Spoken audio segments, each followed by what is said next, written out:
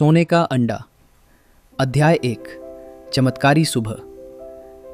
एक हरी भरी घाटी के किनारे बसे एक छोटे से गांव में अर्जुन और उसकी पत्नी मीना रहते थे।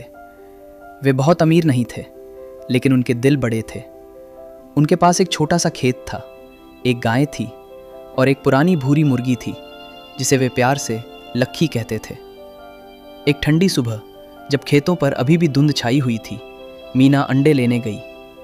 उसने लक्की के घोंसले में हाथ डाला और अचानक ठहर गई।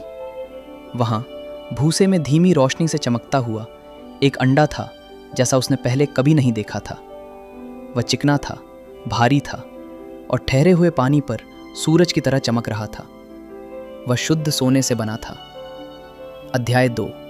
सपनों से परे एक तोहफा। अर्जुन और मीना ने वह अंडा बाजार में बेचा। व्यापारी की आंखें चौड़ी हो गईं। उसने उन्हें इतना पैसा दिया जितना उन्होंने 2 पूरे सालों में नहीं कमाया था। उन्होंने अपनी छत की मरम्मत करवाई, नए बीज खरीदे और कुछ हिस्सा उन पड़ोसियों में बांट दिया जिनके पास उनसे भी कम था।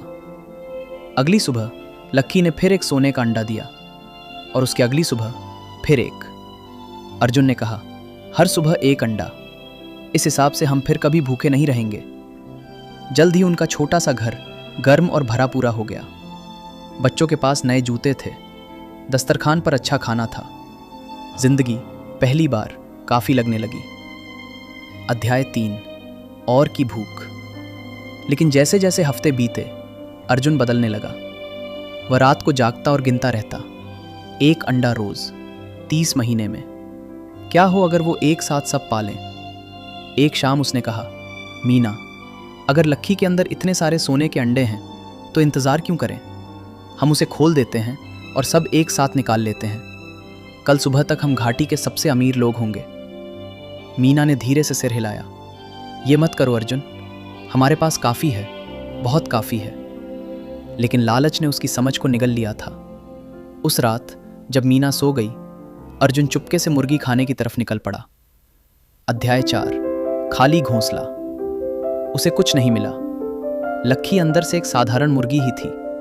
सोने का कोई पहाड़ नहीं, कोई छुपा हुआ खजाना नहीं, बस खामोशी, पंख और एक भयानक सन्नाटा जहां कभी गर्माहट थी।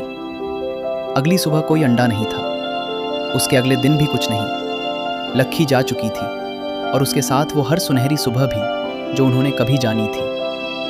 अर्जुन बहुत देर तक खाली घोंसले के पास बैठा रहा। उसने सोचा उस नई छत के बारे में, पड़ोसियों के साथ बांटे गए बीजों के बारे में, अपने बच्चों की हंसी की आवाज़ के बारे में। उसने एक चमत्कार अपने हाथों में थाम रखा था और लालच ने उसे चूर चूर कर दिया था।